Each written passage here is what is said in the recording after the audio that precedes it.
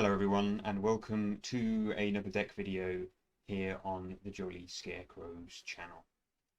It's been a while since we posted one of these, but we thought that because we do so many kind of theme decks that it would probably be one of the most appropriate places to deliver a tribute to Queen Elizabeth II, who at the time of recording passed away earlier this week.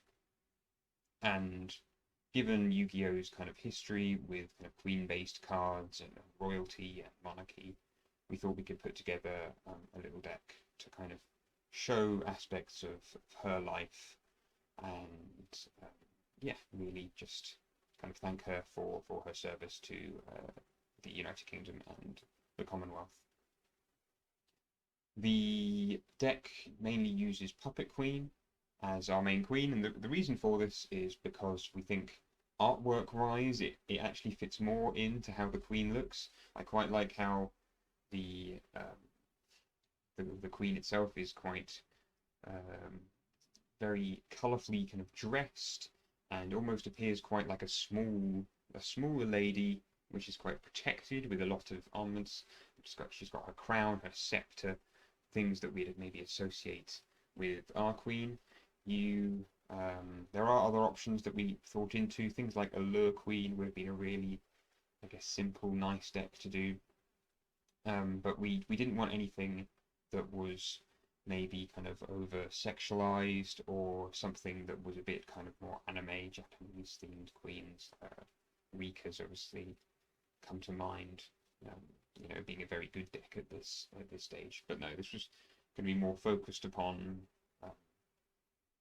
a kind of niche queen, and actually we've come up with a nice little theme, I think. The Puppet Queen itself, they work with a series of level 7 Earth Warrior monsters, so there aren't actually many of those. You'd think there would be.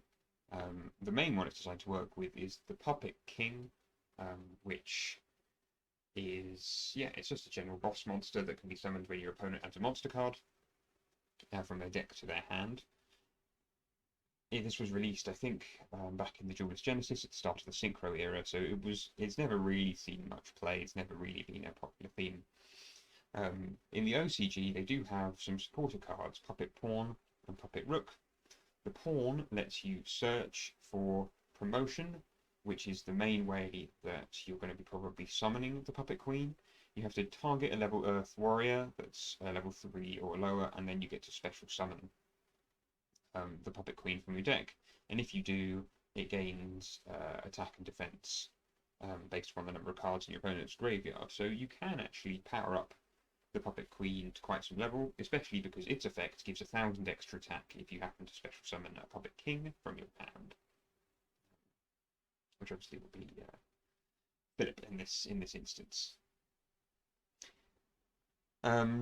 The Rook is quite nice because it has an Armageddon Knight effect in it, specifically for Earth Warriors, so you can use it to put the Queen into the graveyard, and then when it gets attacked, inevitably on the next turn, I say inevitably, hopefully on the next turn, then you can bring back the Queen after that.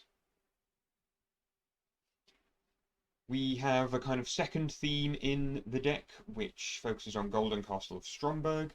This is in here to relate to the Queen's kind of ancestry. It's very much a monarch of kind of Germanic origin, and also obviously her love for castles and having lived in castles basically all of her life. It also has that wonderful protection effect, so hopefully this is going to keep your monsters alive long enough. And then it also allows us to search for thematic things such as this little princess, and there is obviously a fairy tale character that this card relates to, but in this instance we're just going with the princess because obviously that's where the Queen was at the early stages of her life. She came from the Germanic castles and appeared as a princess, and she would do errands and things where she'd have to dress up in her slippers, go around talking to people, which is one of the main reasons for her lifelong devotion to the Commonwealth. She'd travel around a lot, obviously maybe not in a carriage until later in life, but it fits the theme, and it also prevents the Golden Castle from being destroyed, and adds a bit of extra spice to Queen Elizabeth in princess mode. In order for her to get what was in reality a quite unlikely promotion to being the Queen, we're going to have to change her attribute and typing to being an Earth Warrior to fit the bill of promotion. And so that's why we're running 3 copies of Scroll of Bewitchment, which could be like basically some of the things that she was writing prior to ascending to the throne. And Riplodocus is the only way we've really found, other than maybe DNA surgery, to change her attribute. But I quite like the idea of using Riplodocus. She was always a fan of little pets. Obviously her corgis are well known, and we've got in Shiba Warrior Taro in here, both as a homage to her love of her dogs, and also just to have that Kazuki Takahashi nod in here too. A full Kazuki Takahashi deck will be coming onto the channel soon as well. But yes, in my head, I'm thinking, well, this is simply going to be one of her pets that she was playing with in the castle grounds, and so when you have her out and she's with her pet, she'll become an Earth attribute, and then once she's done some of her Commonwealthy tasks, she will end up also being a warrior, and of course in World War II she did serve as a jeep driver. So she's been in the military as well. So in that sense, both features work. And then after that, the death of her father, she ended up receiving that promotion. In terms of what she did as queen, a lot of it we're pretty much we're not going to go over because it doesn't really work in terms of a deck context. But we do have in here Knight's title. Electing Knights of the Realm, and this card is so bang on that I thought it would be worth including, considering we've already got a copy of Reinforcement of the Army, and so rather than going for the full, well, I need to then have a Dark Magician in here, I've actually instead gone for an Elemental Hero Prisma. So this is like your shining star, your superstar that's coming in.